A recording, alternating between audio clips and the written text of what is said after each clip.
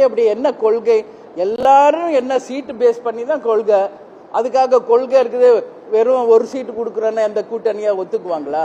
கொள்கை என்ன கொள்கை கொள்கைங்கிறீங்க? கேப்டன் அறிவித்த கொள்கையை விட இதுவரைக்கும் தமிழக அரசியல்ல யாராவது சொல்லியிருக்காங்களா? நீங்க கொஞ்சம் யோசிக்கணும். ஏதோ ஒண்ணு சொல்லணும்ன்றதுக்காக அப்படி தயவு செஞ்சு பேசாதீங்க. தயவு செஞ்சு புரிஞ்சுக்கங்க. கேப்டன் சொன்னது சித்தாந்த ரீதியாக உங்களுக்கு இன்னும் ஈஸியா புரியணும்னா நான் சொல்றேன். ஒரு 4 வேர்ட்ஸ் உங்ககிட்ட இருக்கு. சித்தாந்த ரீதியாக வறுமை கோட்டிற்கு கீழ் மக்களே இல்லை என்ற நிலையை உருவாக்குவேன் என்று சொன்ன முதல் தலைவர்.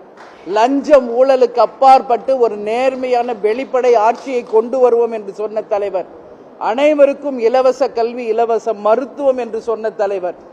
எல்லாருக்கும் உண்ண உணவு, உடுத்த உடை, இருக்க இருப்பிடத்தை உறுதி செய்யப்படும் என்று சொன்ன தலைவர்.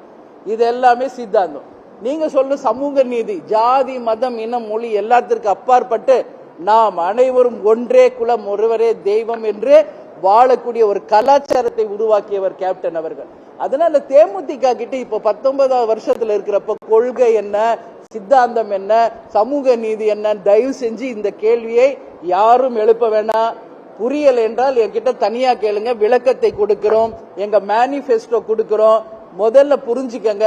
2005 கட்சி ஆரம்பித்த போதே எங்கள் கொள்கை என்ன, எங்களுடைய சித்தாந்தம் என்ன, சமூக நீதி என்ன, எல்லாத்தையும் தலைவர் மேடையிலே சொல்லியிருக்காரு. எங்களுடைய 2006 முதல் தேர்தல் அறிக்கையிலேயே எல்லாமே நீங்க கேட்கிற அத்தனைக்கும் பதில் இருக்கிறது. அதனால நீங்கள் அதை பத்தி தெரிஞ்சுக்காம, நீங்கள் அதை பத்தி புரிஞ்சுக்காம என்ன கொள்கை என்பதை விவாதங்களில் அமர்பவர்களாக இருக்கட்டும், யூடியூப் சேனல்களாகட்டும், எந்த சேனலா இருந்தாலும் தவறான ஒரு செய்தியை மக்கள்கிட்ட கொண்டு போய் சேர்க்காதீங்க.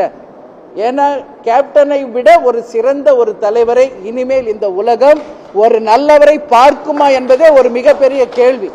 இப்படியே அவரை பற்றி தவறாக செய்திகளை போட்டு ஒரு நல்லவரை மக்கள் கிட்ட இருந்து இன்னைக்கு வெகு தூரத்துல கொண்டு போய் இன்னைக்கு நம்ம கிட்ட இல்லாமையே செஞ்சிட்டீங்க. எனவே ஊடக நண்பர்களை உங்களை பார்த்து கேட்டுக்கிறேன், அட்லீஸ்ட் இனிமேலாவது தேமுதிக ஒரு நல்ல கட்சி, லஞ்ச ஊழலுக்கு அப்பாற்பட்டு ஒரு நேரடியாக மக்களுக்கான கட்சி என்பதை புரிந்து கொண்டு நீங்கள் கேள்வி கேளுங்க, எழுதுங்க. எனி டவுட்ஸ் இருந்தா வாங்க, நான் இருக்கேன். கழகத்தில் எவ்வளவு பேர் இருக்காங்க, உங்களுக்கு தெளிவுபடுத்துறோம்.